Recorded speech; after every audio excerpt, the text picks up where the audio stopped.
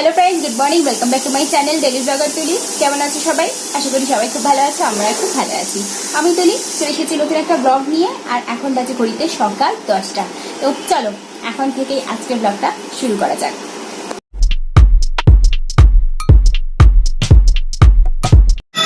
আজকে রাখি পূর্ণিমা, তাই শুরুতেই আমার সব বন্ধুদেরকে জানাই রাখি পূর্ণিমার অনেক অনেক শুভেচ্ছা, ভালোবাসা।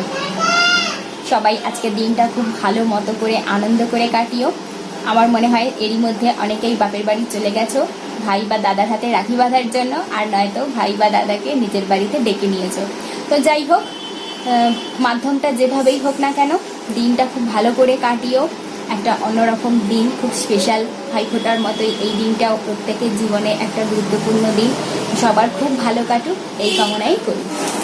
আজকে রবিবার, তাই আজকেও আমি অনেকটা দেরিতে ঘুম থেকে উঠেছি। অবশ্য ঘুম থেকে উঠেছি বলবো না, বলবো বিছানা থেকে উঠেছি। কারণ কি, ঘুম তো যথারীতি ওই একই সময় ভেঙে গেছিল, কিন্তু উঠছিলাম না। ভাবছিলাম যে যাকে দেরি করে যখন রান্না টান্না করবো আর একটু শুয়ে থাকি বলে শুয়েছিলাম। আজকে কি হয়েছে, আজকে পুটুস আবার তাড়াতাড়ি ঘুম থেকে উঠে পড়েছে। অন্যদিন আমি ওকে ডাকি, আজকে আবার পুটুস আমাকে ডাকছে। তাও আমি উঠিনি, উঠে জেগে জেগে ভিডিও রেডি করছিলাম। কারণ কালকে রাত্রিবেলা ভিডিও খালি এডিট করে শুয়েছি, আর থাম্বনেল টাইটেল কিছু ঠিক করা হয়নি। তো তারপরে আজকে ঘুম থেকে উঠে সকালবেলা ওইসবগুলো করলাম, করে 9টার সময় ভিডিও আপলোড করলাম, করে তারপরে বিছানা থেকে নামলাম। তো এখনো সেরকম কিছু কাজকর্ম হয়নি, খালি বিছানাটা গুছিয়েছি আর একটু চা বিস্কুট খেয়েছি। আর এই কয়েকটা রবিবার, মানে লাস্ট কয়েকটা রবিবার দেখছি যে আমাদের ব্রেকফাস্ট বলে কিছু হচ্ছে না, জানো। দেরি করে ঘুম থেকে উঠে মোটামুটি এই 10টা সাড়ে 10টার সময় চাটা খাচ্ছি। তো তারপরে বাবাইকে আবার বাজারে চলে যেতে হচ্ছে, আমিও কাজকর্মে লেগে পড়ছি। এই ব্রেকফাস্ট কিছু করা হচ্ছে না। সকালবেলা ওই চা বিস্কুটটুকুই এই কয়েকটা রবিবার আমরা খাচ্ছি, এই আর কি। তো জানি না আজকে কি হবে, সবে তো চা বিস্কুট খাওয়া হলো। বাবাই এখন বাজারে যাবে, আর ওকে আমি আজকে বলেছি মাছের মাথা আর মাছ নিয়ে আসতে। আজকে আর মাংস আনতে বলিনি, কারণ আজকে ভাবছি যে একটুখানি পুঁই শাক চচ্চড়ি করবো মাছের মাথা দিয়ে। আমাদের গাছে বেশ অনেকটা পুঁই শাক হয়েছে, জানো তো। কদিন ধরে বাবাই আমাকে বলছে যে শাকটা কেটে করে নাও, কিন্তু আমি করছিলাম না, কারণ মাছের মাথা দিয়ে পুঁই শাক খেতে বাবাই খুব ভালোবাসে। আর ও যেহেতু ভালোবাসে, সেই জন্যই ভাবছিলাম ও যেদিন বাড়িতে থাকবে, মানে যেদিন বাড়িতে থেকে শান্তি করে খাওয়া দাওয়াটা করতে পারবে সেদিনই করব। অফিসে থাকলে তো ভীষণ তাড়াহুড়োর মধ্যে খাওয়া দাওয়াটা করতে হয়, ঠিক সেরকম শান্তি করে খেতে পারে না আর কি। তো তাই জন্যই করিনি, আজকে করব। ওকে বললাম যে মাছের মাথা আর মাছ নিয়ে আসতে। ও বাজারে যাবে, কখন বাজার নিয়ে আসবে, তারপর সেগুলো ধোয়াধুয়ি কাটাকুটি করে রান্না করব। কখন রান্না শেষ হবে, কখন খাওয়া দাওয়া হবে, কিচ্ছু আমি বুঝতে পারছি না, জানো। এত দেরি হয়ে যায় না প্রত্যেক রবিবার একই জিনিস। হ্যাঁ, যাচ্ছি, প্রত্যেক রবিবার একই জিনিস হয়। তো চলো ইয়াকে শাকটা কেটে নিই, পরে তোমাদের সাথে আবার দেখা হচ্ছে, সঙ্গে থেকে।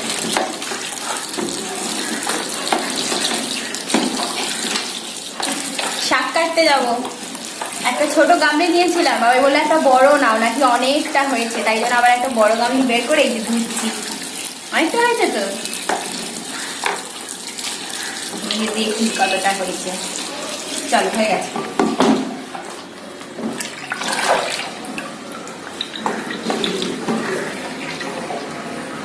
ঠিক আছে, তোমাকে দিয়ে শুরু করবো নাকি? কোপটা তোমাকে আগে দেবো? আজকে শুরু তো আগেই হয়ে গেছে, 5-6 বছর আগেই শুরু হয়ে গেছে। 5-6 না, 7 বছর। তুমি ভুলই করছো না, শুরুর দিকে একটুখানি ঠিক ছিল, 1-2 বছর পর থেকে কোপ দেওয়া শুরু হয়ে গেছে। চলো চলো, আর কোথায় যাই? আর কোথায় যাই? আর ছেলেটা ফ্যান ফ্যান টান।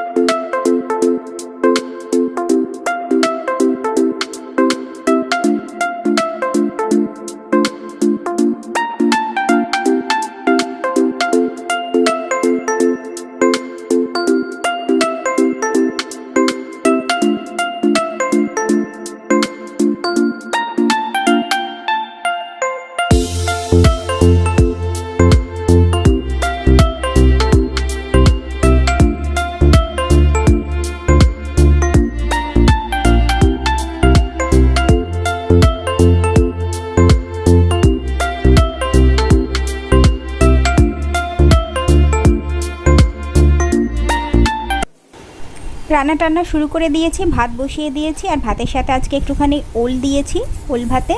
আর এদিকে দেখো ডাল করছি, তো আজকে একটুখানি অরহর ডাল করেছি। এদিকে দেখো শাকটাও কেটে নিয়েছি আর অল্প একটু ডাঁটা নিয়েছি। আর এইদিকে ডাঁটাগুলো বাবাই আর দিতে দিল না, বলছে না ডাঁটা দিতে হবে না, ডাঁটা দিলে না ও একদম পছন্দ করে না, খালি ডাঁটাগুলো তুলে তুলে ফেলে দেয়, তো আর দিইনি। আর এদিকে দেখো চারটিখানি সব মাছ নিয়ে আসছে, পমফ্রেট মাছ, ওগুলোকে ধুয়ে নিয়েছি। এখানে রয়েছে আমুদে মাছ, এখনও কিছু করিনি। এখানে রয়েছে চিংড়ি মাছ, সেটাও এখনও পর্যন্ত বাছিনি।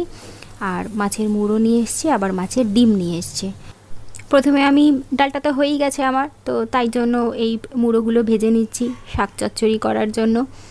4টে মুড়ো নিয়ে এসছে, মানে অর্ধেক অর্ধেক করা, আমি 3টে দিলাম আর একটা রেখে দিয়েছি, আর একদিন মুড়োর ঝাল খাবো। তো ওদিকে মুড়োটা ভাজতে দিয়ে এদিকে ততক্ষণ সব সবজিগুলো আমি কেটে নিই।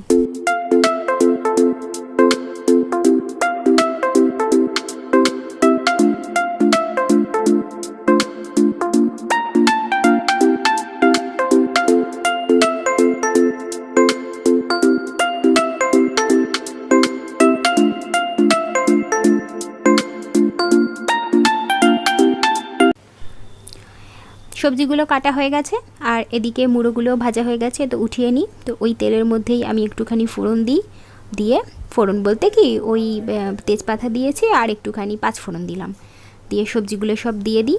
দিয়ে তারপরে ওদিকে আবার একটুখানি মাছ টাছগুলো বেছে নিই, কারণ ধীরে সুস্থে মাছ বাছার সময় তো আজকে পাবো না, এদিকের কাজ করতে করতেই ওদিকে মাছ টাছগুলো সব বাছাবাছি করতে হবে। তো যাই হোক, এদিকও সামলাই ওদিকও সামলাই।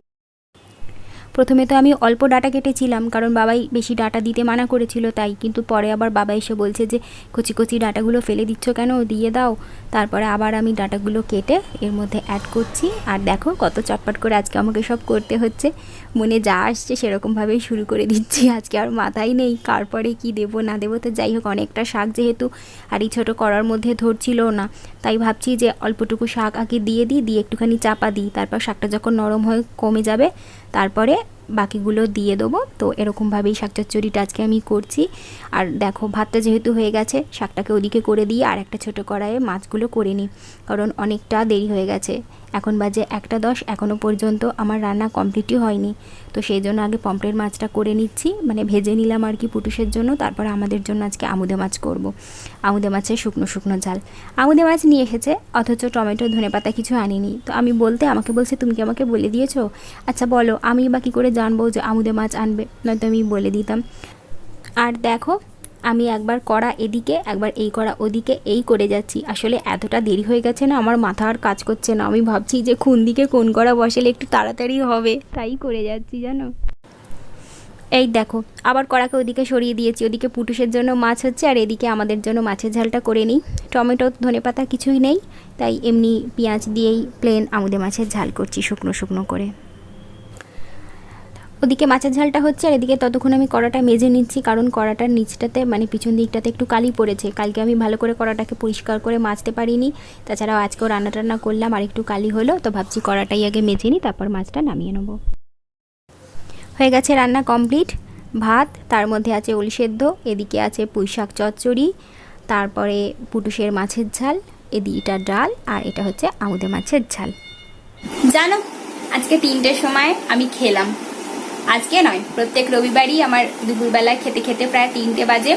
তো তারপরে খাওয়া দাওয়া করে বাসন টাসন মাজলাম, মেজে একটুখানি রেস্ট নিচ্ছিলাম, ঘুমাইনি আজকে আর তাছাড়া আজকে ঘুম পাইনি, কারণ কালকে রাত্রিবেলায় ঘুমটা বেশ ভালোই হয়েছে, তাই আর ঘুম পাইনি। তবে পুটুসকে ঘুম পাড়িয়ে দিয়েছি, ওকে না ঘুম পাড়ালে আমার শান্তি নেই, ওকে ঘুম পাড়িয়ে দিয়েছি। আর আমি একটুখানি নখ সেভ করছিলাম, তারপরে নেল পালিশ পরলাম, অনেকদিন পর আজকে হাতে নেল পালিশ পরলাম, হাতে তো নখ কেটে ফেলেছিলাম, তো তারপরে দেখলাম যে একটু একটু বড় হয়েছে, তাই বসে বসে সেভ করছিলাম। তারপরে এই যে এই নেল পালিশটা পরলাম, কালারটা কেমন জানাবে। আজকে হঠাৎ করে কেন নেল পালিশ পরলাম বলো তো? কারণ আজকে রাত্রিবেলায় আমাদের একটা নিমন্ত্রণ আছে, তাই জন্যই এখন নেল পালিশ পরলাম। একটু পরে আবার রেডি হতে হবে, তার আগে কি পরবো সেটাই এখনো কিছু বুঝতে পারছি না, তাই জন্য আলমারিটা খুলে একটুখানি দেখতে হবে যে কি পরবো, শাড়ি পরবো নাকি অন্য কোনো ড্রেস পরবো, শাড়ি পরলে তার সাথে জুয়েলারি কি পরবো না পরবো, অনেক কিছু চিন্তা এখন আমার মাথার মধ্যে ঘুরঘুর করছে। যাই হোক সবাইকে জিজ্ঞেস করলাম, ও বললো তুমি দেখে শুনে একটা কিছু পরে নাও। আরে বাবা, দেখে শুনে যদি আমি পরে নেব তাহলে আমি তোমাকে কেন জিজ্ঞেস করব? তো সেটা আর ওকে বোঝাতে পারলাম না। তো দেখি কি পরি, আর কোথায় নিমন্ত্রণ বাড়ি যাচ্ছি, কি অকেশন আছে, সবকিছুই তোমাদেরকে বলবো। তবে আজকের ব্লগে নয়, সেটা তোমাদেরকে পরের ব্লগে বলবো, কারণ আজকের ব্লগটা অলরেডি অনেকটা বড় হয়ে গেছে। তাই সেই সমস্ত কিছু তোমাদের সাথে শেয়ার করতে গেলে ব্লগটা আরো এত বড় হয়ে যাবে। সেই জন্য আজকের ব্লগটা আর একদম বড় করছি না, এই ছোট্টই রাখছি। আজকে এই পর্যন্তই, আবার নেক্সট ব্লগে তোমাদের সাথে আমার দেখা হচ্ছে। ততক্ষণ ভালো থেকো, সুস্থ থেকো, সাবধানে থেকো, আর অবশ্যই আমার সঙ্গে থেকো, ঠিক আছে? টাটা।